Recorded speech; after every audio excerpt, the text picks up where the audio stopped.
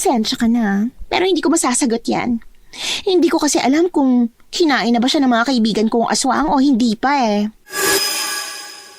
Ano kung may kapit nga kami? Pakialam nyo ba? Inggit ka lang kasi wala kang kakapitan. Tulad ng bramong halos sumurrender na dahil walang makapitan. Ang ibig sabihin, tama ang hinala mo. At ngayong gabi, mamamatay ka na rin.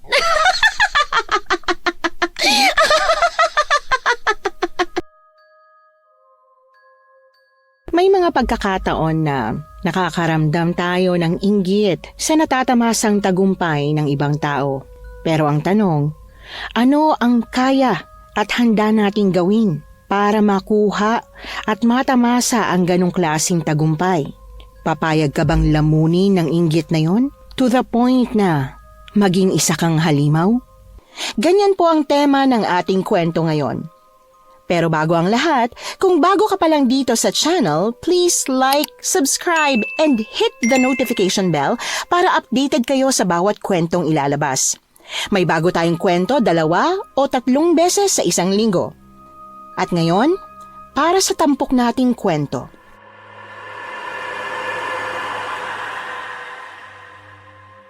Sa isang lugar, kadalasan na kapag may kakilala kang mga matataas ang posisyon o may kapangyarihan, sinasabihan kang may kapit. O ang ibig sabihin ay malakas ang kapit sa may kapangyarihang magdesisyon. Pero lahat ba talaga ay ganon? Lahat ba talaga gusto ang magkaroon ng ganong klaseng kredibilidad? Si Bella, kilala sa baryo nila dahil sa angking ganda at talino.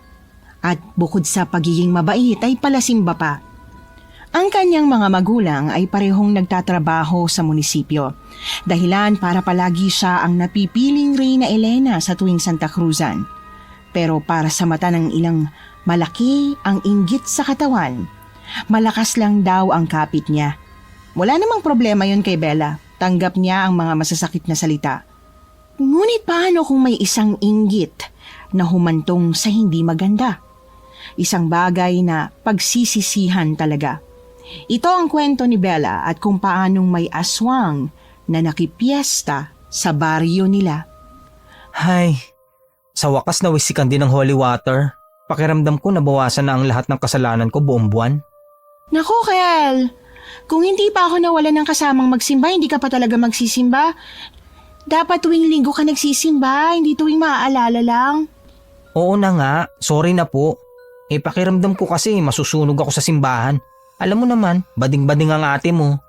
Alam kong bading ka, pero wala ka pa namang karelasyong lalaki eh. At saka, wala naman sa kasiraan ng pagsisimba. Hindi mo sure sa part na hindi pa ako nakikipagrelasyon. Seryoso? Joke lang naman. Patay ako sa tatay ko pag ginawa ko yun, no? Mas takot pa ako kay tatay kaysa kay Lord. Si Lord mapapatawad ako pero si tatay hindi. Ilulublob ako nun sa drum na puno ng tubig. Sirena ako pero hindi naman literal, no? Naway magpakalalaki ka pa. Ew! Naku, tara na nga tumuwi. May mga asikasuhin pa tayo para sa parating na Flores de Mayo. Speaking of, hindi ka ba kinakabahan na baka mapalitan ng pwesto mo bilang Reyna Elena? Ha? Bakit naman? Kasi, alam mo naman si Sasha, di ba? Yun yung bagong salta rito sa atin na hakot award sa mga trophy. God, sabi ko kasi sa'yo sumali ka eh.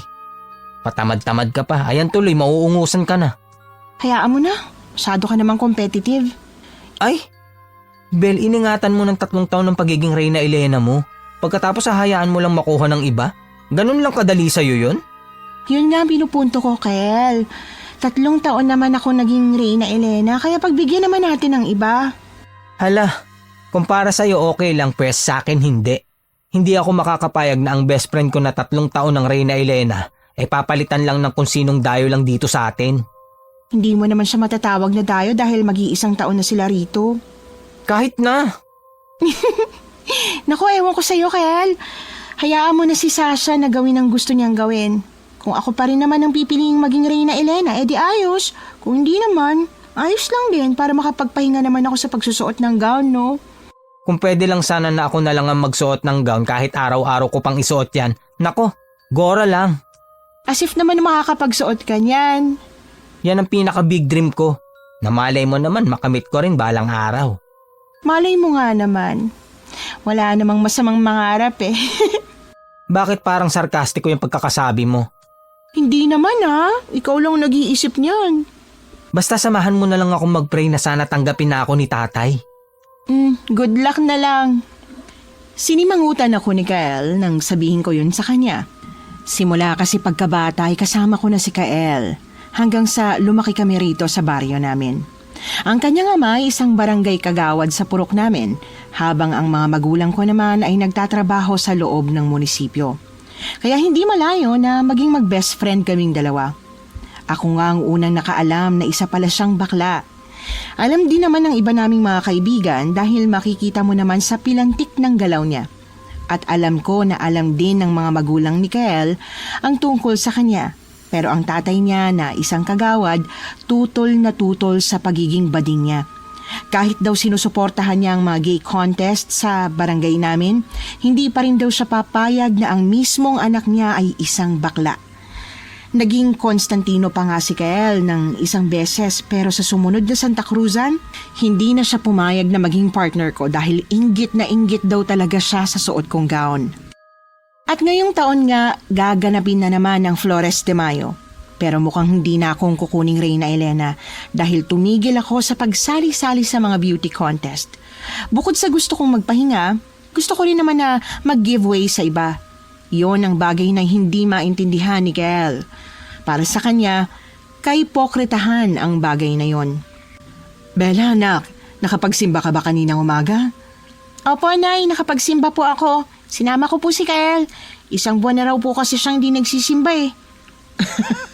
Naku, mabuti naman at sinama mong batang yon para naman matauhan at magpakalalaki na. Nay, sinama ko po siya sa simbahan para magsimba at magdasal sa Diyos, hindi para magpakalalaki. Hindi mo naman alam ang kapangyarihan ng Diyos, iha. Kaya niyang baguhin ang kahit na ano. Baka nga kaya niyang gawing taong isang hayop eh. Nay, kinukumpara niyo po ba si Kael sa isang hayop? Ay, pasensya na. Hindi yun ang ibig kong sabihin, anak. Ang ibig kong sabihin, kaya niyang baguhin ang pagkatao ni Kael. Naniniwala kasi ako na masyado lang siyang nagagandahan sa'yo. Kaya iniisip niya na bakla siya. Baka nga may gusto sa'yo yun eh. Nanay, kilabutan naman po kayo sa mga pinagsasasabi ninyo. Parang kapatid na nga lang ang turing ko doon kay Kael. Tapos sasabihin niyo na may gusto ko sa kanya, nakakadiri. Ang OA mo. Siya nga pala. Ikaw pa rin ang kukuning Reyna Elena sa susunod na Santa Cruzan, ha? Po, ako pa rin kahit hindi na ako sumasali sa mga beauty contest dito sa baryo natin. Bakit? Hindi naman beauty contest ang batayan ng pagiging Reyna Elena. Aktibo ka sa simbahan. Tsaka sa mga activities dito sa baryo natin. Mabait, maganda, presentable pa. No boyfriend since birth. Birhen. Nanay, tama na po. Diyos ko, malamang birhen pa po ako. 17 years old lang naman po ako, Nay. Ay nako, sinasabi ko sa'yo, may mga kaedad mo na hindi na birhen. Pero ikaw, proud ako na hindi ka pa nagkakaroon ng boyfriend kahit na napakaganda mo at maraming manliligaw. Paano naman po ako magbo-boyfriend? Bukod sa bantay sarado ako, may iniingatan po akong reputasyon kagaya ng gusto ninyo. Ibig sabihin napipilitan ka lang pala? Biro lang, Nay. Ikaw naman masyado kang seryoso. Siyempre, priority ko kasi ang pag-aaral tsaka gusto kong ikasal sa una at huling magiging boyfriend ko. Yan. Ganyan ko pinalaki ang dalaga ko. O siya, sige. Sabihin mo na kay Kael na ikaw pa rin ang Reyna Elena at huwag na siyang mag-alala. Ha? Alam niyo na nag-aalala si Kael na baka hindi ako maging Reyna Elena? Oo, ang kulit nun. Tanong ng tanong. Loka-loka talagang baklang yun. O siya, sige, aakyat na ako sa taas. Napagod ako sa mga ginawa namin sa barangay. Masyado nang busy dahil sa paghahanda sa fiesta. Sige po, Nay. Ako na po magluluto para pagkagising niyo at pagdating ni Tatay, nakahanda na pong lahat.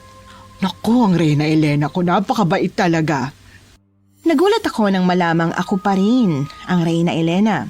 Inaasahan ko kasi talaga na papalitan na ako matapos ang paglalaylo ko sa mga beauty contest. Nahihiya na rin kasi talaga ako. Kahit ng mga organizers naman talaga ang pumipili sa akin. Alam kong wala akong naririnig na masama tungkol sa pagiging Reyna Elena ko ng paulit-ulit. Iniisip ko pa rin na sa likod ng masayang pagtanggap nila, iniisip pa rin nilang malakas kasi ang kapit ko. kaya ako ang pinipili. Taon-taon wala namang nagiging problema, kaya iniisip ko na baka wala rin naman ngayon.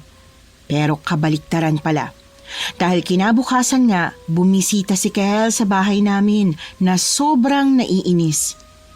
Grabe, ipinagkakalat talaga niya na malakas ang kapit mo kaya ikaw na naman ang Reyna Elena. Malakas naman talaga ang kapit ko eh.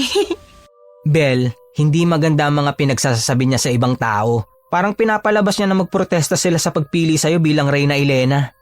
Hayaan mo na nga, Kel.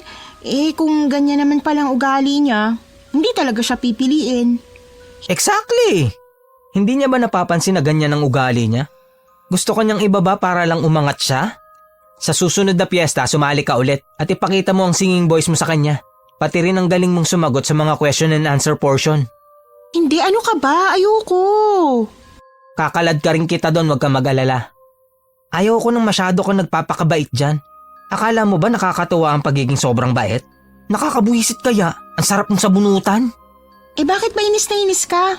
Ako naman ang pinag-uusapan nila, kaya bakit mas galit ka pa kaysa sa akin?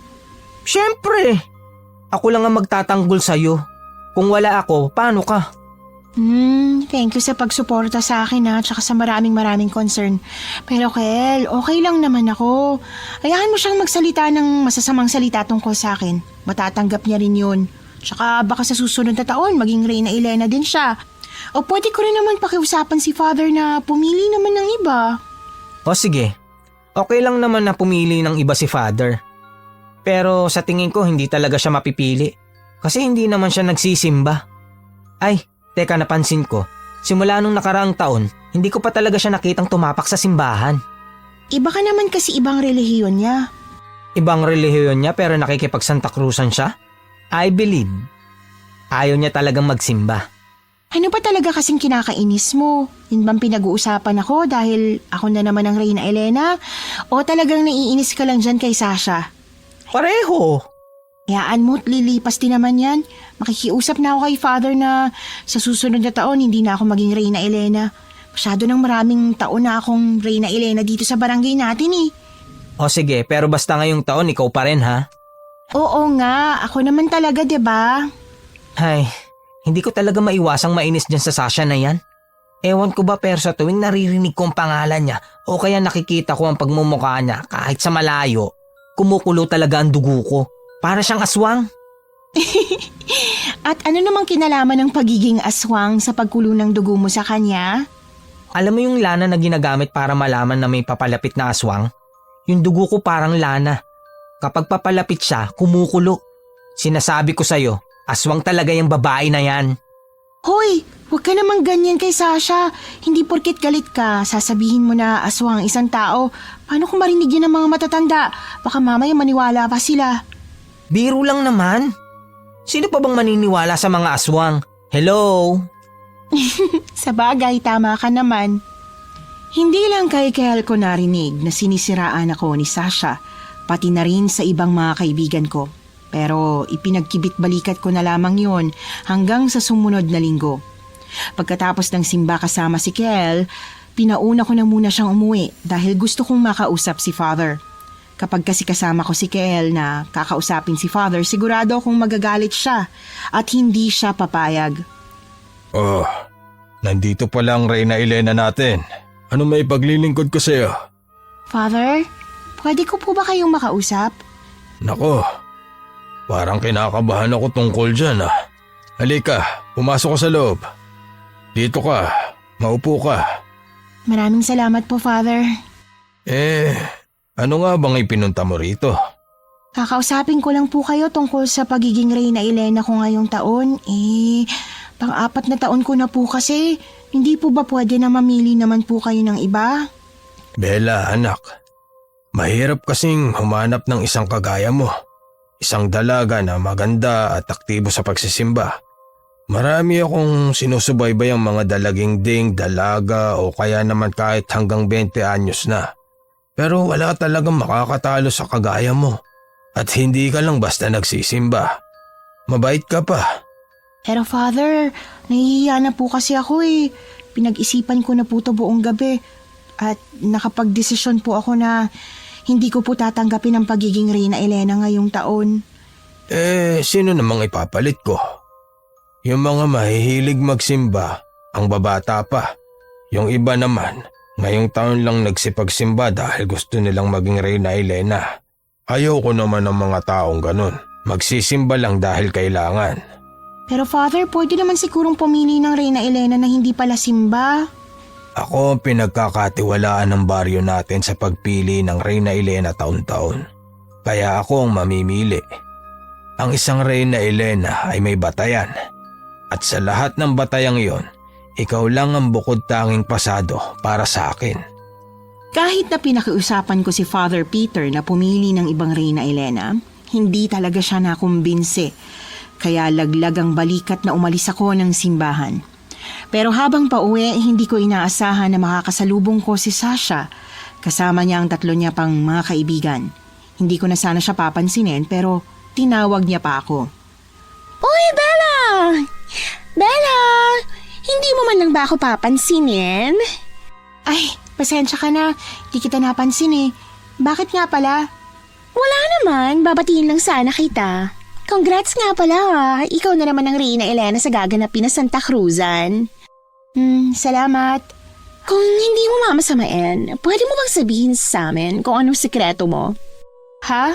Anong sikretong sinasabi mo? Yung sikreto mo kung paano ka palaging pinipili ni Father. Close kayo ni Father, no? Si Father Peter na kasi ang pare simula nung pinanganak ako. Siya nga rin ang nagbinyag sa akin eh. Pero wala naman akong sikreto. Hindi mo na kailangan sabihin sa amin ng sikreto mo dahil alam ko na kaagad. Excuse me lang mga bruhang aswang. Porke nag-iisang best friend ko, bigla nyo na lang siyang ginigisa ah.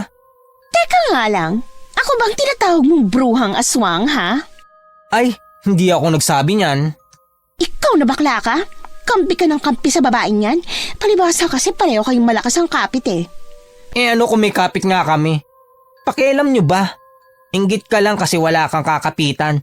Tulad ng bramong halos sumurrender na dahil walang makapitan. Excuse me?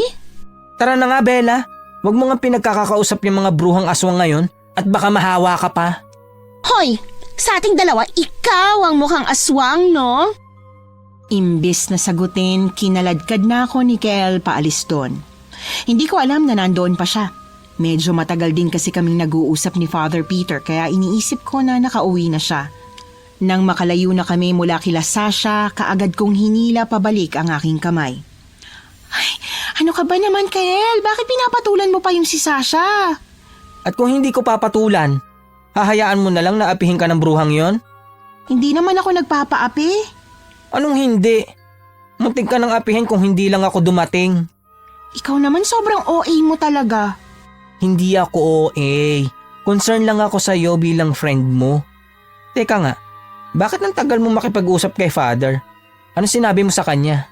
Ako, hindi mo na kailangang malaman. I have all the rights to know, Bella. Aray ko naman, Bella. Bakit ka naman biglang nang babatok dyan? Para ka kasing tanga. May pa-English ka pa. Kung ano man ang pinag-usapan namin ni Father Peter, labas ka na doon ha. Hindi ko na kailangan sabihin sa'yo lahat. Aray ko, mas masakit pa yung sinabi mo kaysa sa pagbatok mo sa akin. Ano namang masakit doon? Kasi naman parang wala kang tiwala sa akin eh. Best friend mo ko, di ba? Hindi porke best friend kita, sasabihin ko na sa'yo lahat.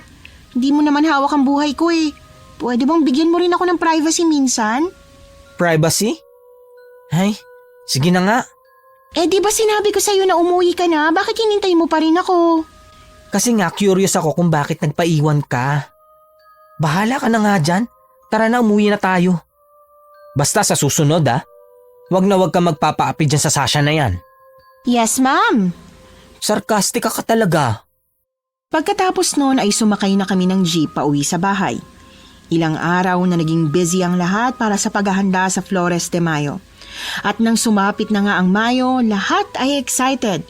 Kahit na hindi pala simba si Sasha, kinuha pa rin siyang Reyna Esperanza. Bagay na alam naman ng lahat na kinainis niya. Pero wala naman siyang nagagawa dahil yon ang ibinigay sa kanyang titulo. Kel! Bakit pa ang tagal mong magbanyo? Mahuhuli na tayo sa misa. Diyos ko, Bella. Ikaw na lang pumunta roon. Sobrang sakit talaga ng tiyan ko at hindi ako makakapunta. Nako, ano ba kasing pinagkakain mo at sumakit ng ganyan ng tiyan mo? Hindi ko nga maalala, Bella. Sa dami kasi ng kinain ko mula kahapon, hindi ko na alam kung alin doon na nagpasama ng tiyan ko eh. Ayan, kasi kain pa more. Hay, ayoko pa naman sana pumunta doon ng mag-isa eh. Hindi ka pa rin masasamahan ng mga magulang mo. Sasamahan nila ako pero mas maganda sana kung sumama ka doon. Unang araw pa lang absent ka na agad. Hindi ko naman kasalanan na sumakit yung tiyan ko, no? Umalis ka na o mahuhuli ka sa misa. O siya, sige, alis na nga ako. Pero kung gumanda kahit papanong pakiramdam mo, sumunod ka ha. Oo, susunod ako. Sige na, umalis ka na, hindi ako makapag-concentrate. Nakabusangot akong lumabas ng bahay ni Kel. Wala akong magawa kahit na gusto kong kasama siya sa unang araw ng misa para sa Flores de Mayo. Sa dinami-dami ba naman ng araw noong Abril, ngayon pa talaga sumakit ang tiyan niya. Nakabusangot tuloy ako habang papunta sa may simbahan. Kahit na ilang beses nang sinabi ni nanay na pwede namang dumalo si Kel sa susunod na araw, naiinis pa rin ako. Hindi naman ako ganito dati, ewan ko ba, pero parang iba lang kasi ang pakiramdam ko ngayong araw. At tila meron naman pala talagang dahilan kung bakit gusto kong kasama siya. Dahil pagdating ko sa simbahan, naroon si Sasha. Anak, hindi ba't yan si Sasha? Opo, Nay, siya nga po.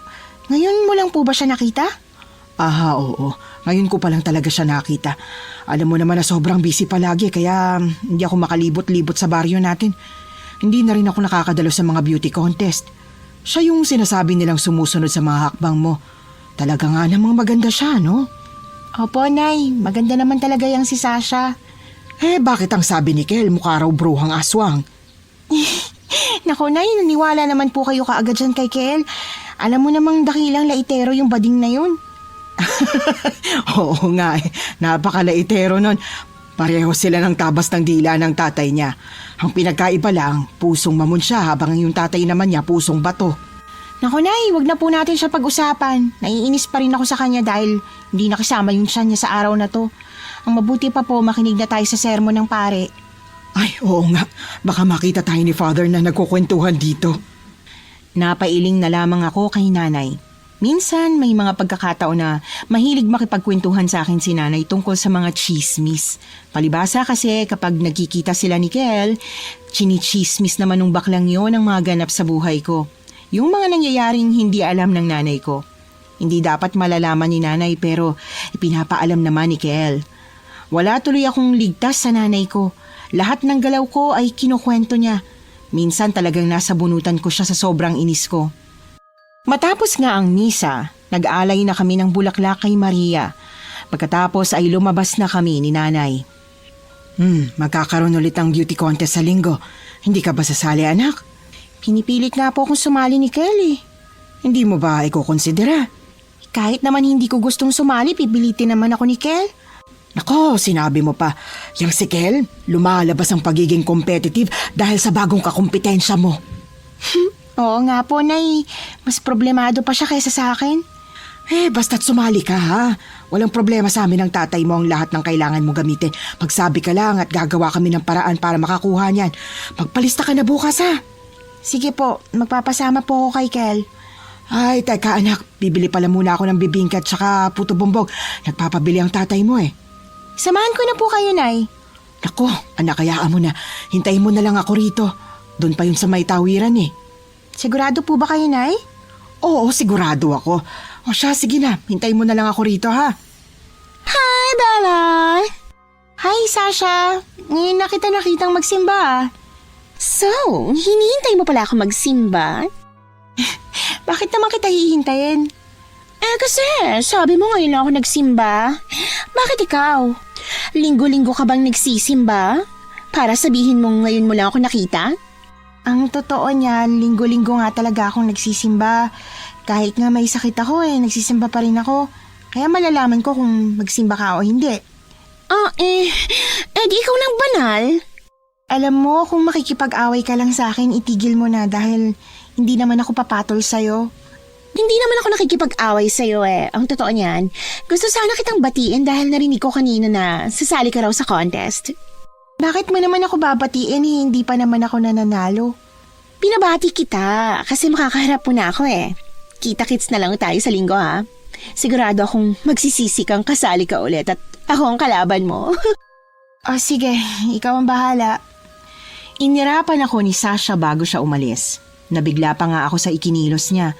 Base sa kilos na pinapakita niya sa akin, para siyang insecure. Maganda naman si Sasha. Ang totoo nga niyan mas maganda pa nga yata siya kaysa sa akin. Mas makurba ang kanyang katawan, mas maputi at mas matangos pa ang ilong. Kaya hindi ko maintindihan kung bakit galit na galit siya sa akin. Kung ito ba'y dahil lang sa pagiging Reyna Elena ko o meron pang iba. Imbis na intindihin ko pa yon ay nagkibit-balikat na lamang ako hanggang sa dumating ang araw ng linggo. Habang abala ang makeup artist ko sa pagmimakeup sa akin, pumasok sa loob ng tent ko si Kel. Bel, bakit ganyan ang makeup mo? Ha? Bakit? Ano bang problema sa makeup ko? Masyadong pang mahinhin. Nakita ko ang makeup ni Sasha. Sobrang plakado. Samantalang yung sayo pang soft girl ang dating. Ganito naman palaging makeup ko Hindi ba pwedeng sumubo ka ng bago? Nako, ewan ko sa'yo, Kel. Mananalo ako kung mananalo ako. Naniniwala ako na mas bagay sa akin ang ganitong makeup kaysa yung plakadong-plakadong sinasabi mo. Ay nako, sige na nga. Sa bagay, mas maganda ka naman talaga ng di hamak kay Sasha. Kahit patungan niya pa ng napakaraming makeup yung mukha niya, hindi ka niya matatalo. Yan, that's the spirit. Hindi ba parang dapat ako magsabi niyan sa'yo? Imbes na makipagtalo pa kay Kel, tinawanan ko na lamang siya. Marami pa siyang reklamong sinabi tungkol sa pag-aayos sa akin. Pati ang buhok at ang isusuot ko ay inirereklamo niya. Masyado daw kasing simple kumpara kay Sasha. Sinasabihan ko nga siya na kumalma lang pero hindi ko talaga siya mapakalma. Hanggang sa nagsimula na nga ang contest. Maraming contestant sa beauty pageant na magaganda at magagaling. Pero dahil nasanay na ako sa mga ganitong patimpalak, nakasama pa rin ako sa top 5. Hanggang sa umabot na nga sa talent portion at si Sasha na ang sasayaw sa stage. Diyos ko, bakit naman ganyan ang suot niya? Ano siya, hostess? Ay, ano ka ba naman, Kel? Huwag ka magsalita ng ganyan at baka may makarinig sa'yo. Totoo naman eh. Tingnan mo nga kung paano siya sumayaw. Para siyang sumasayaw sa harap ng customer. Umamin ka nga sa akin, Kel. Bakit ba galit na galit ka dyan kay Sasha? Wala naman siyang ginagawang masama sa'yo Wala nga siyang ginagawang masama sa akin pero nakakainis yung ugali niya. Ang hilig magpabida, hindi naman siya mukhang bida. Mukha siyang bruhang aswang. Papayaan mo na siya. Kaya imbis na hindi kami nag-aaway, parang inaaway niya na rin ako kasi inaaway mo siya palagi. Basta, iba talaga ang kutob ko sa babaeng yan. Promise, may kung anong enerhiya siya na nagpapainit ng ulo ko. Pwede bang iba na lang ang pag-usapan natin, Kel? Kasi sa totoo lang, naririndi na ako sa mga reklamo mo tungkol sa kanya. Ay, oo na nga, sige na. Pipilitin kong hindi mainis sa kanya at mag-focus na lang sa'yo. Basta ipanalo mo tonight ha. Huwag kang mag-alala. Kahit hindi man ako maging grand winner sa beauty contest na to, alam ko naman na ginawa ko yung best ko Okay na ba yun sa'yo? O sige na, pwede na. Matapos ngang sumayaw ni Sasha, ako naman ang umakyat sa stage para kumanta. Marami ang humanga sa boses ko. Sa lahat ng talentong meron ako, ang pagkanta talaga ang pinakapaborito ko. Hindi naman sa pagmamayabang pero magaling talaga akong kumanta at mataas din ang boses ko. Nang matapos na akong kumanta, nag-proceed na sa question and answer portion. Naging mahigpit ang laban naming dalawa ni Sasha, lalo na at kaming dalawa na lamang ang natira. Madalas naghahawakan ng kamay ang dalawang contestant kapag sila na lang ang natitira. Pero sa aming dalawa ni Sasha, umiwas siya sa akin at hindi humawak. Nakangiti lang siya na parang confident na siya ang mananalo, habang ako naman ay naiilang dahil sa ipinapakita niyang pag-uugali. At nang tawagin na nga ang pangalan ko bilang winner, nabigla ang lahat sa biglang paghuhurumintado ni Sasha. Magsitigil nga kayo sa pagpapalakpakan. Niloloko na nga kayo pero tuwang-tuwa pa rin kayo. Sasha, ano bang ginagawa mo? Ikaw na babae ka. Sino na naman sa judge ang kakilala mo, ha? Kilala ko silang lahat dahil dito na ako nakatira simula pa nung pinanganak ako. Ano bang problema mo? Ang hirap talagang manalo sa lugar kung saan marami kang kapit, no? Ano bang pinagsasasabi mo dyan? Huwag na kayo magmaang-maangan. Sa ating dalawa, ako talaga ang mas magaling. Ako rin ang mas maganda at sexy, mas matalino at mas talented. Wala ka namang ginawa kanina kundi ang sumigaw-sigaw imbis na kumanta, no? Yung sagot mo hindi rin naman maganda. Kaya paano ikaw ang nanalo? Sasha, hindi ko alam kung ano mga pinagsasasabi mo. Gusto mong manalo? Sige, ikaw na lang. Para wala nang problema. Excuse me? Hindi ako magpapakababa ng ganun lang. Deserve ko ang manalo ng walang dayaan. Hindi ko deserve ang ganitong treatment. Hoy babaeng bruhang aswang, masyado naman yatang mataas ang tingin mo sa sarili mo. Kumpara kay Bella, walang-wala ka pa sa kalingkingan niya. At saka, a true beauty queen can accept her loss. Mahiya ka naman sa harapan ng napakaraming tao. Nangilid ang luha sa mga mata ni Sasha. Pagkatapos ay tumakbo siya pababa ng stage habang umiiyak. Nakaramdam tuloy ako ng matinding konsensya. Gusto ko siyang habulin at kausapin ng maayos pero naisip ko na baka hindi magandang desisyon yon. Naging tahimik ang paligid sa loob ng ilang segundo pero nang nakalayo daw si Sasha, itinuloy ang pagsabit sa akin ng sash at ang paglalagay ng korona. Kahit sa totoo lang ay nahihiya ako at nakakaramdam ng matinding guilt. Ang galing mo talaga, Bella. Wala ka pa rin kupas. Nanalo nga ako pero may tao namang masama ang loob dahil sa pagkapanalo ko. Naku, pabayaan mo na nga yun.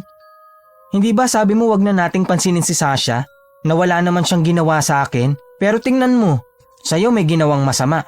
Pinagmukha kanyang masama sa harap ng maraming tao pero ang ending bumalik sa kanya ang lahat. Hindi talaga nananalo ang mga masasama. Sabi mo wag nang pansinin pero ikaw naman tong kung ano-anong sinasabi sa kanya. Nakakainis kasi. Imbis na mag-celebrate tayo na ganyan ang pinapakita mong itsura, smile ka naman dyan. Ang hirap mag-smile. Akin na lumapit ka rito, tuturuan kitang ngumiti. Ayan, tingnan mo. Ganyan. Ayan. Aray ko, ano ka ba naman, Kel? Tama na. Nakangiti ka rin sa wakas. Ay, sa tingin mo, pwede kayang kausapin ko si Sasha? At para saan?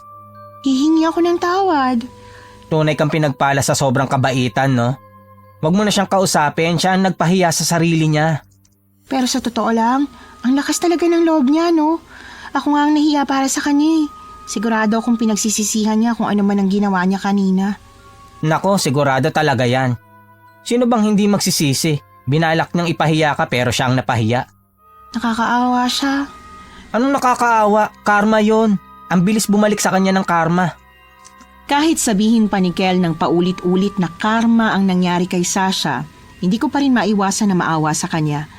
Kahit naman kasi mali ang ginawa niya sa akin, hindi niya pa rin deserve ang mapahiya. Naghahangad lang naman siya ng pagkapanalo. Sa mga sumunod na araw, hindi na muling pumunta sa simbahan si Sasha at hindi na rin siya nagparamdam. Gustong-gusto ko na talaga siyang puntahan at kausapin. Nagbabaka sakali ako na matanggap niya ang presensya ko pero pinipigilan ako ni Kel. Buong akala ko ay hindi ko na siya makikita pang muli pero nabigla ang lahat nang lumitaw siya ng may palaro. 1 linggo bago ang mismong Santa Cruzan. Kel! Huy! Itigil mo na nga muna yung kakanguya mo dyan sa isaw. Tingnan mo! Ano ba? Teka, ano ba kasi yun? Si Sasha ba yun? Tingnan mo. Ha? Saan? Ayun no, nakikipagtawanan pa nga siya sa mga naroon. OMG, buhay pa ang patay. Ano ka ba naman, Kel? Anong patay yung sinasabi mo dyan? Paano ba naman kasi ang tagal niyang di nagparamdam? Mabuti nga at nagparamdam na siya. Siya kaya ang Reyna Esperanza at saka kinakabahan talaga ako Akala ko may masama na siyang gagawin sa sarili niya dahil sa sobrang kahihiyan. Hindi gagawin ng taong masyadong mataas ang tingin sa sarili ang iniisip mo, Bella. Tingnan mo nga at looking good pa rin siya. Kaya nga, parang hindi naman siya nagkaroon ng problema. Baka nga tayo lang talaga nag-isip ng husto. Baka okay lang talaga siya. Mukha naman talagang okay lang siya Papalapit na siya. Umayos ka ha. Huwag kang magsasalita ng kung ano-ano. Yan kung hindi rin siya magsasalita ng masama. Kel! Hi, Bella. Hi, Kel. Hello? Pasensya na at pinag-alala kita, Bella, ha? Nabalitaan ko mula sa mga kaibigan ko na nag-aalala ka daw. Oo, kasi baka nasaktan kita nung beauty pageant kaya hindi ka na nagpapakita. Ayos lang yun. Nagkasakit lang talaga ako kaya hindi ako makalabas ng bahay. Pero huwag ka mag-alala, okay na ako. Sigurado ka? Oo naman. Tsaka, sorry nga pala sa nangyari, ha? Wala ka naman talagang kasalanan eh. Ako naman talagang may kasalanan kasi hindi ko kaagad natanggap yung pagkatalo ko. Ilang beses na ako nanalo sa mga viewcon dito sa baryo natin na hindi ka kalaban, kaya inakala kong mananalo ko ulit. Medyo nasaktan lang yung feelings ko pero ayos na ako ngayon. Ayos lang. O siya sige, may pupuntahan pa kami ng friends ko eh. Gusto niyo sumama? Ay, hindi na. May pupuntahan din kami ni Bella. O sige, kita-kita na lang. Oh my God! Ano yun? Ha? Ano yun? May sakit pa yata si Sasha. Dapat pala tinignan natin kung nilalagnat siya. Ano bang pinagsasasabi mo dyan, Kel? Hindi mo ba nakita? Sobrang bait niya. Nakakapanibago. Baka naman nagbago na talaga. Ikaw naman masyado kang OA. Bel, hindi yung pagiging OA, no? Nakakagulat naman talaga. Ikaw ba? Hindi ka nagulat? Medyo, pero hindi ba magandang bagay yon? Parang kinakabahan ako, Bel. Parang hindi siya magandang bagay. Naku, ewan ko sa'yo. Masyado ka na talagang negatibo kung mag-isip. Imbis na sagutin ako, nagkibit balikat na lamang si Kel. Napailing na lamang ako at nagpatuloy kami sa paglibot sa mga palaro at sa mga kainan. Masaya at maayos naman ang buong gabi kaya hindi inaasahan ng lahat nang may isang nakaririnding tili ni Sasha ang pumailan lang sa paligid habang ang lahat ay nagkakasiyahan. Teka, ano raw yun? Ano nangyari? Tara, puntahan natin dali. Kel, tingnan mo! Diyos ko! Hala, Bel. Ano yan? Tulong! Tulungan niyo ako! Yung kaibigan ko! Yung kaibigan ko! Sasha, ano nangyari? Bakit? Teka lang. Hindi ko kinakaya, Bel. Kel, saan ka pupunta? Susuka lang ako. Nakakadiri. Sasha, ano ba talaga nangyari? Hindi ko alam. Nagulat nga lang ako nung marinig ko siyang tumitili. Pagkatapos tumigil. Kaya pinuntahan ko at nang makita ko siya, ganyan na yung nangyari sa kanya. Pero magkasama kayo, diba? Naghanap ako ng banyo eh. Pagkatapos ko magbanyo, narinig ko siyang sumisigaw. Sino naman kaya may kagagawan yan? Ang kaibigan ni Sasha ay puno ng maraming kalmot sa katawan, habang ang kanyang tiyan ay wakwak at nakalabas ang mga ilang laman loob. Nakakadiring tingnan pero malakas ang sikmura ko kumpara kay Kel na talagang nasuka at hindi napigilan ang nakita. Sa loob ng 5 araw inimbestigahan ang nangyari. Ang lahat ay natakot kaya imbis na magdiwang ay nanahimik na lamang ang mga tao sa kani-kanilang bahay. Kakaunti na lang tuloy ang nagsisimba.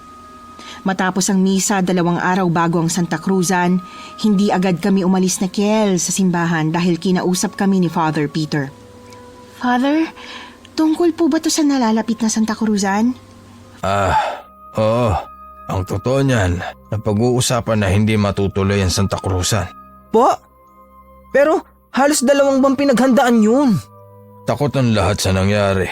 Kaya paano pa magsasanta Cruzan sa gabi? Father, ano po ba talaga yung umatake kay Cheska?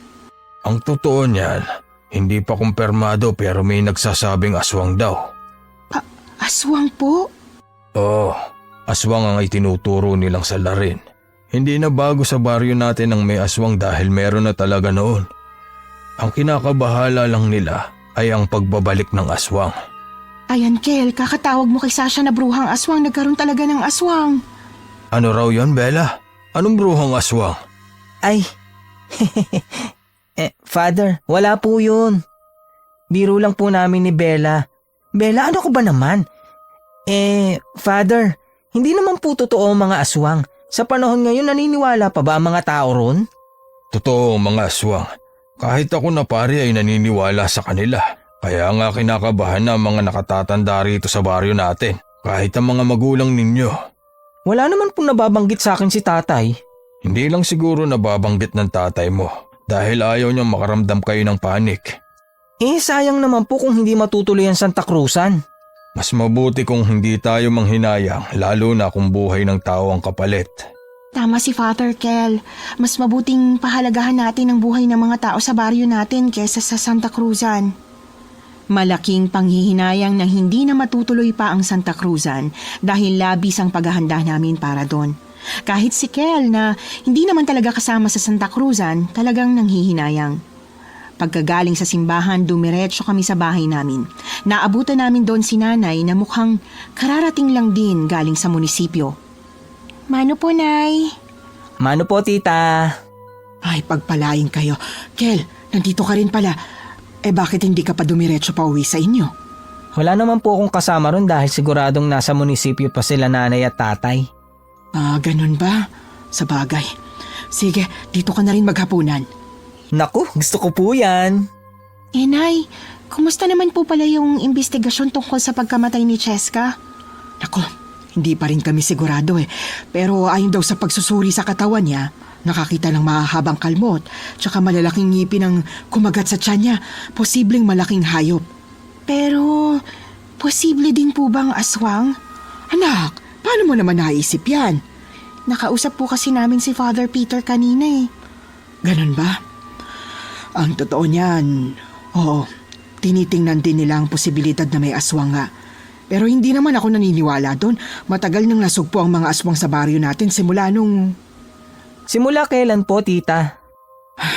Matagal na panahon na yun. Panahon pa ng mga lolo at lola nyo. Kaya hindi na namin masyadong iniisip na aswang ngayon. Pero kung hindi nyo iniisip na aswang, bakit hindi itutuloy ang Santa Cruzan? Dahil hindi pa nahuhuli ang may sala. Kung tao man yon o isang malaking hayop, kailangan mahuli na muna yon bago tayo maging kampante. Ay, ganun po ba? Naku, Kel, hayaan mo na. Wala naman na tayong magagawa kung yun talaga ang dapat na mangyari Pero alam mo, pakiramdam ko talaga may kakaiba dyan kay Sasha. Hindi kaya siya talaga yung may sala?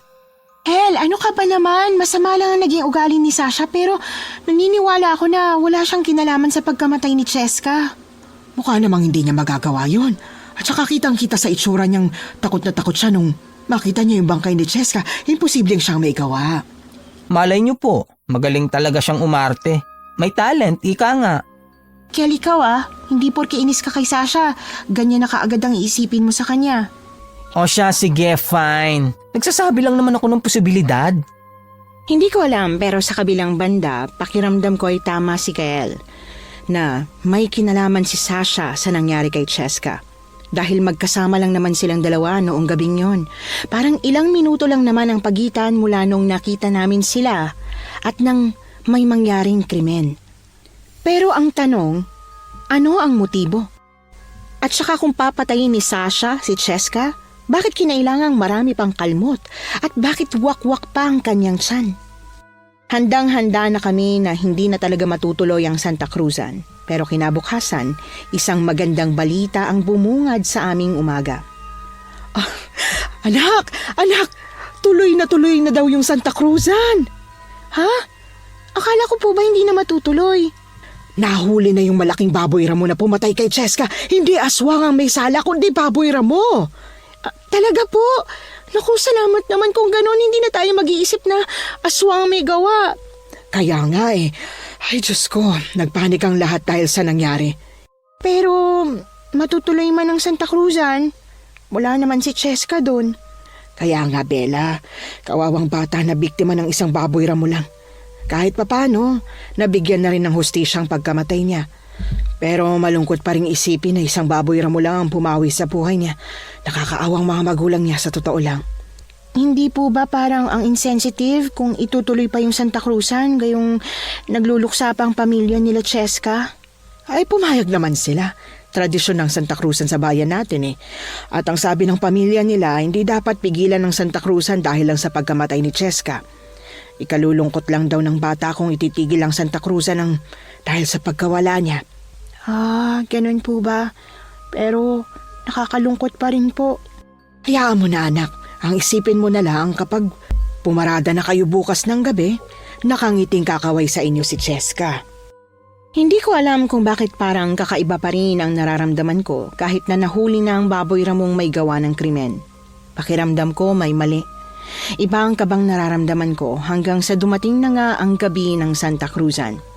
Abala ang lahat sa pag-aayos at dahil nga umatras ang Constantino ko, dahil kaibigan siya ni Cheska, walang choice kundi ang pumalit ay si Kael. Ano ba to? Bakit ako naman ang magiging Constantino mo? Ako dapat na nagsusuot niyan eh. Kung gusto mo, pwede naman nating sabihin kay Father na ikaw na lang dito. Ako na lang magsusuot ng Constantino. Ang hirap bitbitin ito ang bigat. Kung pwede lang sana ano. Hay, grabe, ang ganda-ganda mo talaga. Ang ganda ng gown mo, ang ganda ng makeup. Yan talagang pangarap ko. Ang gown ko ba talaga ang pangarap mo o ako mismo? Yak! Ew! Diyos ko, Bella. Kinikilabutan ako sa mga sinasabi mo. Sabi kasi ni inay, baka raw kaya ka nagiging bading dahil sa kagandahan ko. Baka raw may gusto ka sa akin, tinatago mo lang. Diyos ko, si Tita Isabel? Kaloka, kadiri, never. Sus! Baka mamaya, baka diri ka lang dyan pero ang totoo may feelings ka na pala sa akin ha. Ay, tumigil ka nga dyan at baka masuka ko. Baka sabunutan pa kita dyan. Pero seryoso, ibang pakiramdam ko ngayong gabi eh. Parang may hindi magandang mangyayari. Iba atmosphere, no? Dahil siguro sa nangyari. Pero isipin mo na lang na baka kinakabahan ka lang. Huwag ka na masyadong mag-isip. Masisira ang beauty mo niyan. Siguro nga tama ka, Kel. Baka nga kinakabahan lang ako. O siya, sige. Maiwan muna kita ha. Kanina pa ako nag-jingle bells. Bilisan mo na at baka sumakit pa ang pantog mo. Iniwan ko na si Kel ng mag-isa. Habang ang ibang nasa loob ng tent ay isa-isa na ring lumalabas para maghanda. Iisa lang kasi ang pagme-makeupan namin. Yon ang gusto ng organizer para daw pare-pareho ang quality ng pagkaka-makeup. Habang paunti ng paunti ang laman ng tent, wala pa rin si Kel. Hindi ko alam kung anong nangyari sa bading na yon at kung bakit ang tagal-tagal niya. Habang naghihintay ako, nabigla ako nang may humawak bigla sa balikat ko. Ay, palakang kokak! Grabe! Ang gandang palaka ako naman. Sorry nagulat ako sa'yo. Ayos lang, hindi ko sinasadya. Siya nga pala, nasan si Kel? Nagbanyo lang. Ganun ba? Teka, Bella, pwede ba tayo mag-usap? Ha? Tungkol saan naman? Basta, may sasabihin sana ako sa'yo importante. Ikaw lang ang mapapagkatiwalaan kong sabihan ng bagay na to. Ganun ba? Sige. Pwede naman tayo mag-usap. Kaso lang, mas ayos sana kung sa labas tayo ng tent. Huwag dito kasi baka may makarinig. Wala naman ng tao. Sobrang secret lang kasi to Kaya please, pwede ba? Sige na nga. Tara, saan ba? Tara, sa labas. Nag-aalangan man, sumama pa rin ako kay Sasha. Wala akong ideya sa kung anong sikreto ba ang sasabihin niya sa akin. Hindi rin naman kami close, kaya bakit ako ang pagkakatiwalaan niya? Dinala ako ni Sasha malayo sa tent, bagay na ipinagtaka ko. Sasha, parang ang layo na natin. Madudumihan na yung mga gown natin, oh. Saglit na lang. Doon pa tayo para sure na walang makakarinig sa atin. Dito na tayo. Wala na makakarinig sa atin. Doon pa nga. Ba't pa ang kulit mo? Ano sabi mo? Sige na nga. Dito na nga lang. Ano ba kasi yung sasabihin mo sa akin at hindi dapat marinig ng iba? Tungkol to sa pagkamatay ni Cheska. Ano? Bakit? May alam ka ba? Meron. At sigurado ako na hindi baboy ramo ang may gawa nun sa kanya. Kung ganon, sino? Kilala ko kung sino. Gusto mo bang malaman? Teka nga. Hindi ko maintindihan. Dapat hindi sa akin sinasabi to At dapat, hindi na ito sinisikreto lalo na't hindi pa nahuhuli yung totoong salarin. Dapat sabihin natin sa otoridad. Ayokong sabihin sa kanila. Ano? Pero bakit? Dahil mahuhuli nila ang may sala. Yun nga yung purpose Dapat hulihin yung may sala. Teka nga. Ikaw bang gumawa? Saglit na natahimik si Sasha habang misteryosong nakatingin sa akin. Doon na ako nakaramdam ng matinding kaba. Alam kong sa puntong yon ay nilagay na ako sa alanganin. Kaya agad akong umatras. Pero pagkaatras ko, nabigla ako ng may humawak na malamig na kamay sa magkabilang braso ko. At nang lingunin ko kung sino ito, namilog ang mga mata ko nang makita ang nakakatakot na mukha ng isang aswang. Sasha, anong ibig sabihin nito? Ang ibig sabihin, tama ang hinala mo.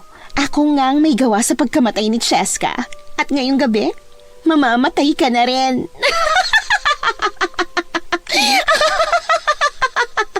Walang iya ka, Sasha! Hindi ako makapaniwala na magagawa mo to! Ako rin. Alam mo ba kung sinong dahilan kung bakit ko nagawa to? Ikaw lang din. Ikaw, dahil masyado mong sinusolong lahat. Kaya ngayong gabi, hindi na ikaw ang magiging Reyna Elena. Ako na. Sasha, pakiusap. Huwag mo tong gawin. Huwag. Nagawa ko nga sa kaibigan ko si Cheska. Sa'yo ba kaya na kinaiinisan ko? Mali ang ginagawa mo, Sasha. Mali! Alam mo, huwag ka mag-alala. Dahil hindi pa naman kita papatayin ngayon. Mamaya na kapag natapos na yung Santa Cruzan. Dahil baka hanapin ka nila at matuklasan ang katawan mo. Hoy, aliping aswang. Dalhin mo siya sa pinagtataguan natin ng pagkain. Huwag mong kakainin yan, ha? At akong unang titikim sa kanya. Huwag! Huwag, Sasha! Huwag! Pakiusap! Hindi ko na natapos ang sasabihin ko sana nang sinuntok niya ako bigla sa mukha. Nahilo ako at nawala ng malay dahil doon. At nang magising ako, napakabahong amoy na ang pilit sumisiksik sa ilong ko. Ano bang... Ang baho... Teka, nasan ako? Gusto ko na sanang magtakip ng ilong nang maamoy ko ang napakasangsang na amoy ng nabubulok. Amoy nabubulok na bangkay. Pero kahit gustuhin ko man, hindi ko magawa dahil nakagapos ang mga kamay at paa ko. Hindi ko pa nga kaagad na pagtanto ang nangyari kanina kung hindi ko lang napansin ang gapos sa akin. Tulong! Tulong! Mga baging langit, nasan pa ako? Muli kong inilibot ang paningin ko sa paligid at laking gulat ko nang makita kung ano ang umaalingasaw na amoy. Isa yung nabubulok na bangkay. Nilalangaw na yon at nabubulok. Hindi ako madaling mandiri pero sa pagkakataong yon, hindi ko na napigilan. Nakakadiri talaga ang itsura. Nanginig ang mga kalamnan ko, nanginig ang buong katawan ko hanggang sa hindi ko na napigilan pa ang masuka. Suka ako ng suka, nandidiri sa bangkay na ngayon ko lang nakita. Sino kaya ang bangkay na ito? Ni hindi ko nga siya kilala. What happened, Bella? Sasha! Sasha, pakawalan mo ako rito! Why are you crying, Bella? Sino bang hindi maiiyak sa sitwasyon ko, Sasha? Pakiusap! Kung tao ka, hindi mo magagawa ang bagay na to. Huwag mo hayaang kontrolin ka ng mga aswang. Tao ka! Tao ka at may konsensya! At paano kung sabihin ko sa'yo na hindi ako tao? Anong ibig mo sabihin? May tao bang kayang gumawa ng ganong klaseng karumal-dumal na pagkakawakwak ng tiyan? Wala! Mga kamay ko lang ang gamit ko nung pinatay ko si Cheska. At mga kamay ko lang din ang gagamitin ko sa pagpatay ko sa'yo. Ano nangyari, Sasha? Paano ka naging ganito? Mamamatay ka na lang din. Mabuti pang sabihin ko na sa'yo ang katotohanan para habang buhay kang usigin ng konsensya mo. Sasha! Hindi naman talaga ako aswang eh. Naging aswang lang ako nang dahil sa sobrang galit ko sa'yo. Sasha, ano yung ibig sabihin nito? Hindi mo naiintindihan? Akala ko ba matalino ka? Ang hindi ko maintindihan ay kung paano. Hindi naman akong dahilan kung bakit ka naging aswang ah. Naging aswang ako para maging habang buhay akong maganda. Hanggat kumakain ako ng tao, magiging mas maganda at mas kahali-hali na ako kesa sa'yo. Tulad kanina, alam mo ba? Lahat sila mangha-mangha dahil ako naging Reyna Elena. Higit na mas maganda ako bilang Reyna Elena kesa naman sa laos na gaya mo. Anong sinabi mo sa kanila? Bakit hindi nila ako hinanap? Ang sabi ko, nakipagtanan ka sa boyfriend mong si Kel. Iyak nga nang iyak ang nanay mo eh. Si Kel? Anong ginawa mo kay Kel? Ano sa tingin mong ginawa ko sa kanya? Napakawalang hiya mo. Anong ginawa mo sa kanya? Sabihin mo sa akin. At kung sabihin ko nga, may magagawa ka ba? Sabihin mo sa akin, buhay pa ba siya? Pasensya ka na, pero hindi ko masasagot yan. Hindi ko kasi alam kung kinain na ba siya ng mga kaibigan kong aswang o hindi pa eh. Hayop ka! Napakasama mo! Sobrang sama mo, Sasha! Paano mo nagawa ang ganitong klaseng bagay? Mas masahol ka pa sa mga aswang bago ka maging kaurin nila. Mas hayop ka! Hayop sa sugapa! Ay naku, ang mabuti pa, kainin na kita. Para naman makuha kong ganda mo. Medyo nagda-dry na kasing skin ko. Wag! Wag ka lalapit sa akin! Wag! Ngumiti si Sasha at bumungad sa akin ang mahahabang pangil niya. Maya-maya pa nag-iba na ang kanyang itsura. Naging tila malaking lobo siya. Pero mas nakakatakot dahil pulang-pula ang kanyang mga mata at malademonyo ang kanyang itsura. Para bang asong nauulol. Lumapit siya kaagad sa akin at walang habas na kinagat ang kamay ko. Sobrang diin. Halos maputol na yon kung hindi lang biglang may dumating. Nagsisigawan silang lahat kaya binitiwan ni Sasha ang kamay ko. Ang kamay ko! Ang kamay ko! Dito mga kasama! Dito! Siguradong nandito ang anak ko! Anak ng tupa! Anong nangyayari? Nandito sila! Paano nila ako natuntun dito? Nay! Nay! Nandito po ako, nanay! Iniinda ko ang kamay kong dumudugo. Sobrang laki ng sugat at nagkakaroon na ng kulay itim sa paligid. Iyak lang ako ng iyak hanggang sa dumating nga sila inay. Habang si Sasha ay natataranta na. Hindi niya alam kung saan siya dadaan dahil walang lusutan ang kuweba. Walang hiya kang aswang ka! Anong akala mo? Mapapaniwala mo kami na nagtana ng anak ko at si Kel? Sinungaling ka! Wag! Wag niyo akong papatayin! Biktima lang ako! Hindi ka biktima. Ginusto mong maging ganyan at ngayon, gusto mo pang biktimahin ang anak ko pati ng matalik na kaibigan niya? Nay, si Kel po! Nasaan po si Kel? Nandito ako, Bel! Nandito ako, buhay na buhay! Paano nangyaring buhay ka pa? Anong tingin mo sa akin? Mahaba ang buhay ko, bruhang aswang. Hindi ako tinatablan ng mga aswang friends mo. Nanlaki ang mga mata ko nang dumampot ng bato si Kel at saka binato si Sasha. Pero dahil mabilis kumilo si Sasha, nagawa nitong makailag. Pero hindi sa paghampas ni nanay ng matinik na buntot pagi. Napahiyaw sa matinding sakit si Sasha. Pero matapang talaga siya at sumunod pa rin kay nanay. Akmang sasakmali na sana niya si nanay. Pero kaagad na humarang si Kel at pinasakan ng asin ang bibig nito. Naka-plastic pa. Buisit ka! Ikaw ang buwisit, ang baho ng bunganga mong bruhang aswang ka. Ikaw ang bruha! Kahit aswang pa ako, hindi mo matatalong ganda ko! Sumugod si Sasha kay Kel. Kakagatin niya sana ito pero hindi niya magawa. Malabakal ang balat ni Kel na ikinatawan niya. May proteksyon ako, bruhang aswang. Kaya hindi mo ako basta-basta mapapatay. Hetong sayo! Pinagsusuntok ni Kel ang kaawa-awang aswang na si Sasha. Wala siyang laban kay Kel. Noon ko lang nakita kung gaano kalakas ang suntok ni Kel dahil kahit kailan, hindi naman siya nakipagsuntukan. Maya-maya pa nang mapagod siya ay si Nanay Isabel naman ang humampas ng humampas kay Sasha gamit ang buntot pagi hanggang sa tuluyan itong nanghina. Napasalampak na lamang ito sa lupa. Gusto ko lang naman sanang manguna. Gusto ko lang naman ako naman. Ako naman sana. Oo, ikaw naman ang papatayin ko ngayon. Tapos na ang mga kaibigan mong aswang eh. Masyado kang ambisyosa. Ang sobrang pagiging ambisyosa, walang magandang patutunguhan. At ikaw ang perfect example nun. Huwag! Magbabago na ako.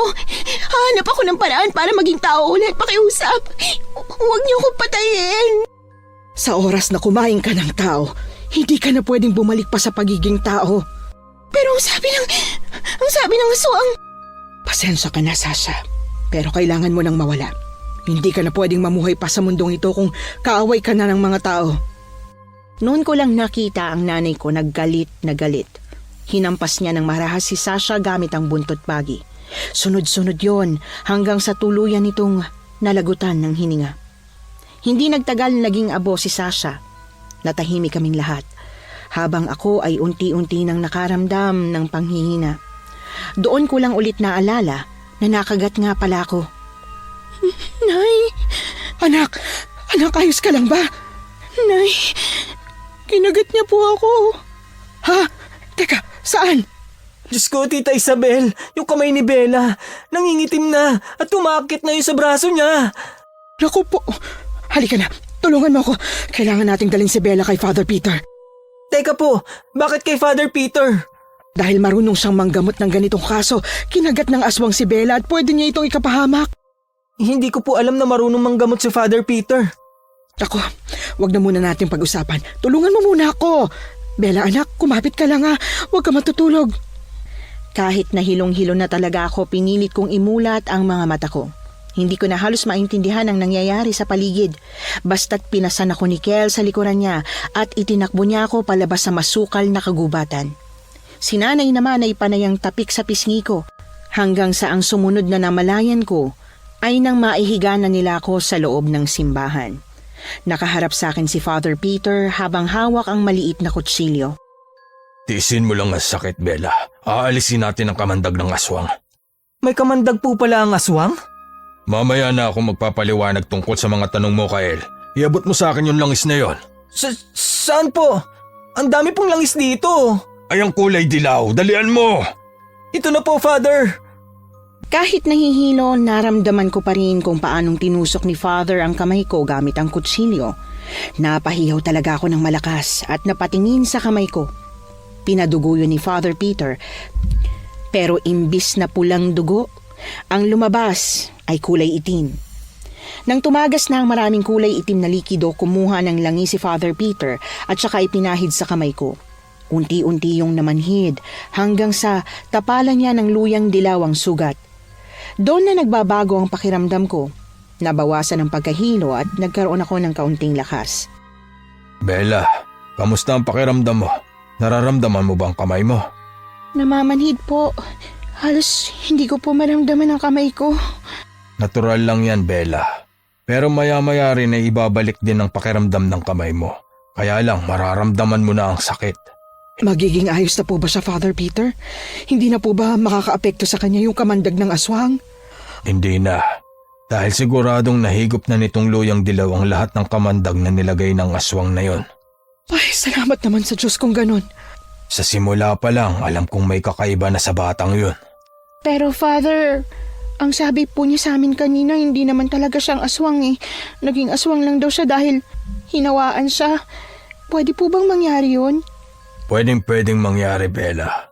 Nangyari na yun sa baryo natin noon. Kaya nga ngayon, kailangan nating gawin ay hanapin kung sino nang hawa sa kanya. Dahil kung hindi siya mambibiktima, pwedeng manghawa siya ng iba tulad ng ginawa niya kay Sasha. Paano naman po natin mahahanap kung sino may gawa nun? Si Kael, pwede tayong tulungan ng batang ito. Ano po? Paano nangyaring pwede kang makatulong, Kael? Meron ka bang hindi sinasabi sa akin? Ang totoo niyan, Belle, may alam talaga ako sa mga aswang. Nakita mo naman kanina, di ba? Hindi ako nasasaktan ni Sasha. Hindi ko maintindihan. Pwede bang ipaliwanag niyo sa akin ang nangyayari? Kasi paano may alam ka? Buong buhay na yata tayo magkasama pero kahit kailan hindi ko naman nalaman na may alam ka sa mga aswang. Dahil hindi mo naman ako pinaniniwalaan. Bakit hindi mo sinubukan? Matalik na magkaibigan tayo, di ba? Sa tingin ko kasi noon, hindi naman kailangan. Lalo na't wala namang aswang na dumadalaw dito sa baryo natin. Ngayon lang nangyari to. Bagay na hindi na nga masyadong iniisip eh. Ang ibig mong sabihin, nagpapanggap ka lang na walang alam nung nag-uusap tayo ni na Father Peter tungkol sa mga aswang? Oo, ganun na nga. Ipaliwanag mo ang sarili mo. Dahil magagalit na talaga ako kung hindi mo sasabihin sa akin ang lahat. Fine, oo na. Sasabihin ko naman talaga sa'yo eh. Hay, kasi ang lolo ko kasi dating albularyo kaya may alam ako sa mga aswang. Ang sabi niya sa akin, palagi raw akong nauusog kaya nga siguro ako naging bakla eh. Baka nausog ako ng baklang aswang. Seryoso ko, Kel. Ito na nga, magseseryoso na nga. So ayun, dahil nga lumaki ako na isang albularyo ang lolo ko, alam ko ang mga pinaggagawa niya. Marami din akong pangontra galing sa kanya. Wala akong maalalang albularyo pa lang lolo mo. Kasi nabuhay lang naman siya hanggang 7 taong gulang lang tayo. Hindi mo na masyadong naaalala mga nangyari nun. Hindi naman kayo nagkakasama ng lolo ko. At saka hindi naman na nababanggit. Sa bagay, tama ka. Pero nagtatampo pa rin ako sa'yo. At saka, kung may alam ka tungkol sa mga aswang, bakit hindi mo alam ang tungkol sa kamandag ng aswang? May alam ako pero hindi ko sinasabing expert ako. Ay, sa bagay, tama ka. Ngayon alam mo na. Ang mabuti pa, iuwi na natin si Bella sa bahay niyo, Tita Isabel. Pagkatapos ay tuntunin na natin kung saan naglulungga ang aswang na nangyanggaw sa kanya. Gusto kong sumama. Sasama ka sa lagay mong yan? Hindi ka pa okay, Bella. Kailangan mo magpahinga. Pero ang pagpatay natin sa aswang, hindi na natin pwedeng hintayin pa. Pero sigurado ba kayong kakayanin nyo? Lalo ka na. May alam ka lang sa mga aswang pero hindi ka naman talaga lumalaban sa mga aswang. Kasama ko naman si tatay at saka si father. Wala ka nang kailangang gawin kundi maghintay na matapos ang lahat. Tama si Kel, anak. Iuwi ka na muna namin sa bahay. Kami nang bahala sa aswang na yon. Tutugisin namin siya sa abot na makakaya namin. Nag-iingat po kayo ha. Umuwi kayo ng maayos. Huwag kang mag-alala, anak. Uuwi kami ng buong buo. Matapos nga naming pag-usapan ang gagawin nila, hinatid na nila ako sa bahay. Pero bago yon, marami silang ibinilin sa akin. Naglagay din ng baliktad na walis sa may pinto, habang ang mga bintana ay sinabitan ng bawang at hinagisan ng asin. Sobrang proteksyon ang inilagay nila sa loob ng bahay. Ang sabi kasi ni Father Peter, pwede raw na balikan ako ng isa sa mga kasamahan nilang aswang dahil nasa akin pang amoy ni Sasha. Takot na takot akong naghintay mag-isa sa loob ng bahay. Ilang beses akong sumulyap sa bintana para lang tingnan kung nakabalik na ba sila, pero sobrang tagal. Inabot ng ilang oras hanggang sa nakatulog na lang ako sa may upuan. Kung hindi ko lang narinig na tila ba may kumakaluskos sa pader. Kel? Nanay? Kayo na po ba yan? Sumagot naman po kayo kung kayo yan. Kel? Bubuksan ko na sana ang pinto dahil sa iniisip ko na baka sila nanay na yon. Pero kinutuban ako ng hindi maganda. Kinabahan ako. Pakiramdam ko mali ang inaakala ko. At nang mapagtanto ko na hindi ko nga dapat talagang buksan ang pinto, saka yun biglang nagiba. Nagulat ako't napatalon pa atras nang makita ang malaki at nakakatakot na nilalang sa harap ko. Isang napakalaking aso na may mahahabang pangil. Tumutulo ang laway nito habang ang mga matay pulang-pula at nanlilisik. Tulong! Father Peter! Ayun po yung aswang! Tama nga ang hinala ko. Talagang pupuntahan niya si Bella. Tulong! Tulungan niyo ako pakiusap! Nandiyan na kami, Bella! Takbo! Nanginginig na tumakbo ko palayo sa aswang. Takot na takot ako pero nagawa kong tumakas mula sa kanya. Ganon yata talaga kapag sobrang takot ka. Hindi mo mamamalaya na magagawa mong isang bagay na hindi mo aakalaing kaya mo pala. Habang tumatakbo halos makalapit pa rin sa akin ang aso. Kaya dinampot ko ang bangko at inihampas yun sa aswang. Pero masyado siyang malakas. Ni hindi siya nasaktan sa ginawa ko. At nang sumunggab siya sa akin, napahiga ako. Sobrang lakas na ng kabog ng dibdib ko. Alam ko na anumang oras ay masasaktan niya na ako pero bago pa mangyari yon, napaalulong ng malakas ang aswang dahil hinampas siya ng buntot pagi. Kaagad akong umatras nang muli siyang hinampas. Si Kel yon. Bella! Kumuha ka ng bawang sa kusina nyo! Kunin mo ang lahat ng bawang na makikita mo! Sige. Kukunin ko na. Eto na. Dalian mo!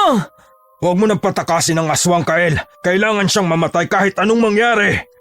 Habang kinakalaban ni Father Peter at saka ni Kel ang aswang, ako naman ay natatarantang tumakbo sa may kusina para kunin ang bawang na sinasabi ni Kel. Pero pagdating ko sa kusina, imbis na makakuha ng marami, isang pirasong bawang lang ang nakuha ko. Bawas pa. Sinubukan ko pang maghanap doon kung meron pa akong makikita pero wala na. Sa labis na pagkataranta, kinuha ko na lamang ang isang pirasong bawang at saka tumakbo papunta kina Kel. Kel! Wala na akong makitang bawang! Ay, hala! Nakalimutan kong ginamit pala at inilagay sa paligid ng bahay. Pero Father Peter, paano nakapasok ang aswang na ito kung napakaraming pangontra? Malamang ay may ginamit siyang anting-anting na mga aswang. Walang hiya kang aswang ka! Hetong sayo! Hinampas muli ni Kel ang aswang, habang si Father naman ang siyang nagwiwisik ng holy water. Pilit na lumalaban ang aswang. Malakas siya dahil halos parang hindi siya tinatabla ng mga ginagawa nila Kel. Kaya may naisip akong paraan. Kaagad akong tumakbo kay Father at saka kinuha ang holy water. Nagtataka man siya sa ginawa ko, hinayaan niya lang ako. Anong ginagawa mo, Bella? Kung hindi siya tinatabla ng mga to sa balat niya, sa tingin ko mas maganda kung direktang sa loob ng katawan niya. Teka nga, anong ibig mo sabihin? Parang ganito po. Tumakbo ko sa harap ng aswang at sa inaasahan, kaagad itong kumagat sa pain. Ngumanga siya at akmang sasakmalin ako pero bago niya pa yun magawa, hinagis ko na sa bibig niya ang holy water. Kaagad na nabilaukan ng aswang. Sinusubukan niyang iluwa ang holy water na ipinasa ko sa bibig niya pero dahil nalunok na niya, wala na siyang magawa kundi ang magreklamo na lang. Sumisigaw siya kahit na pumipiyok na. Father! Nakita ko na po yung anting-anting na suot niya! Ako na po ang kukuha! Mag-iingat ka! Opo, akong bahala. Habang hirap na hirap ang aswang sa pag-inda sa sobrang sakit ng holy water na nalunok niya, sinamantala ko yon para kunin ang suot niyang anting-anting. At mukhang yun nga talaga ang dahilan kung bakit hindi namin siya matalo-talo. Dahil nanghina na siya ng husto. Tuloy-tuloy na pinaghahampas ni Kel ng buntot pagi ang katawan ng aswang habang unti-unti na siyang nalulusaw. Naging abo ang kanyang katawan at tinangay yon ng hangin. Nang matapos yon, pare-pareho kaming bumagsak sa lupa dahil sa sobrang pagod. Grabe. Ngayon lang ako napagod sa tanang buhay ko. Nga pala, nasan si nanay? Iniwan namin siya sa may palengke. Marami nang nakakita sa nangyari dahil ang aswang na yan ay isa lang din sa tao rito sa baryo natin. Ay hindi, hindi siya tao dahil nagpapanggap lang siya. Nang mahuli namin siya, agad siyang tumakbo at naging aswang. Kaya maraming nakakita. Nagkagulo at nagpaiwan na ang nanay mo para pahupayin ang sitwasyon habang kami ni Father ang sumunod sa aswang. Mabuti at ayos tayong lahat. Hindi ko akalain na magiging ganito ang mangyayari ngayong gabi Hindi na nga gabi, madaling araw na.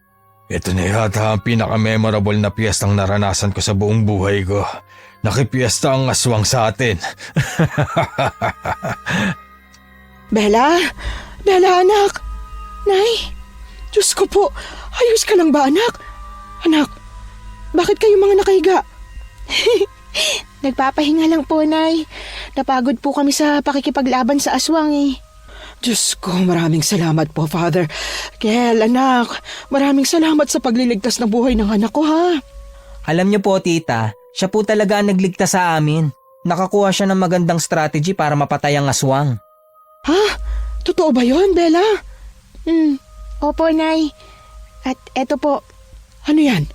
anting-anting po ng aswang. Bella anak, akin yung anting-anting na yan at ako nang bahala. Sige ho, eto po. Aalisin ko na ang bisa nito sa pamamagitan ng paglublob sa holy water at pagbaon sa lupa. Kailangan po bang gawin yun? Wala naman ng aswang. Nawala na ang aswang. Sa ngayon. Pero hindi natin alam kung gaano pa sila karami sa labas ng baryo natin. Kailangan nating maging maingat. Mas mabuti nang hindi mapakinabangan. Tama si Father, Bella. Kailangan gawin yon para maputol na ang lahat. Ganun po ba? Oh, bakit ka umiiyak? Wala po, Nay. Masaya lang po ako na maayos po tayong lahat. At wala pong nasaktan ng aswang. Anong wala? Nasaktan ka nga. Buhay naman po ako At yun po ang importante. Nginitaan na lamang ako ni nanay at saka ako hinila palapit sa kanya para yakapin ng mahigpit. Simula nung araw na yon, naging usap-usapan sa baryo namin ang pangyayari. Naging mainit na balita yon sa loob ng ilang buwan pero kahit nabalita sa amin ng tungkol sa aswang, hindi naman yun nakalabas sa media. Ang paliwanag ni Kapitan, hindi naman daw kami paniniwalaan at lalagyan lang din naman daw ng kung ano-anong siyentipikong paliwanag ang nangyari sa amin. Kaya hinayaan na lang din namin hanggang sa tuluyan na ngang humupa ang balita. Kel! Kel! O Bella, bakit nagmamadali ka dyan? Kasi excited ako. Gusto ko nang malaman kung ano nangyari sa pag-uusap niyo ng tatay mo. Ikaw talaga. Mas excited ka pa kaysa sa akin, ha? Siyempre naman. Matagal kaya nating hinintay ang pagkakataon na masabi mo sa kanya yung bagay na yan. Kaya sobrang excited talaga ako. Ano na nga? Tinanggap ka na ba? Hulaan mo. Tinanggap ka ni. Ang ganda na ng ngiti mo. Ay, sige na nga. Oo, tinanggap niya na ako. Yes! Yes! Sa wakas, natapos na rin ang pagpapanggap mong lalaki ka. Hindi naman ako nagpapanggap, Bel. Alam naman daw talaga ni tatay na bakla ako. Ramdam niya yun dahil sa kilos ko. Pero ayaw niya lang tanggapin nung una dahil gusto niya talaga ng anak na lalaki. Nag-iisang anak na lalaki ako. Gusto rin daw niya ng apong lalaki na magpapatuloy ng apelido namin. Ngayong bading ako, hindi na magpapatuloy pa. Bakit naman hindi? Pwede ka namang mag-anak.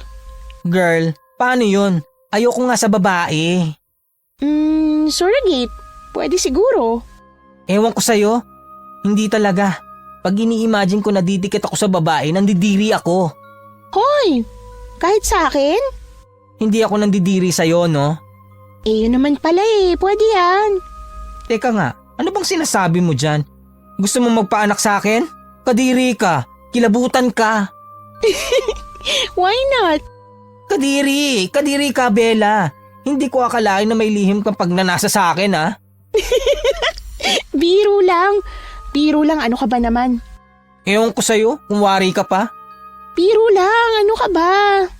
Pero alam mo, congrats sa bading. You're officially out now.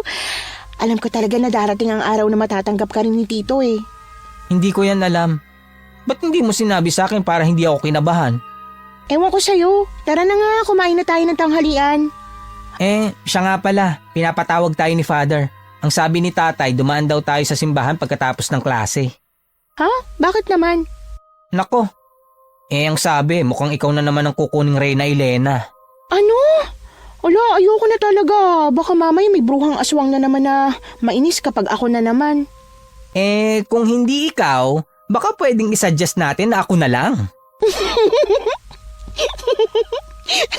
Aba, pwede naman. Kulitin natin si Father.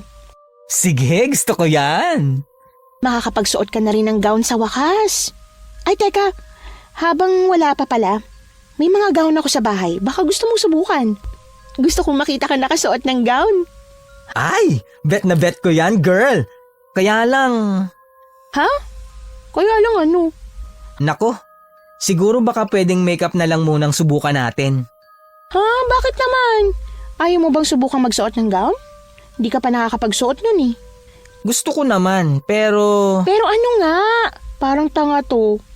Pero baka hindi magkasya sa akin yung gown mo. Tingnan mo nga, ang liit mo tapos ang laki ko. Hala, sorry. Hindi ko naisip yun Halos mawalan na ng pag-asa si Kel na matatanggap pa siya ng tatay niya. Pero ako, alam at ramdam ko talaga na darating ang araw na matatanggap siya. Mabait naman kasi ang tatay niya. Siguro sadyang hindi lang niya agad matanggap na ang nag-iisang anak niyang lalaki ay hindi na makakapagpatuloy ng apelyido niya. Pero hindi naman niya mapigilan kung ano ang gusto ni Kel. Bading talaga siya ever since. Ilang taon na nga ang nakalipas ngayon at taon-taon, pinagdiriwang pa rin ang Flores de Mayo sa bayan namin. Hindi na akong Reyna Elena sa mga sumunod na taon matapos nga ang nangyari.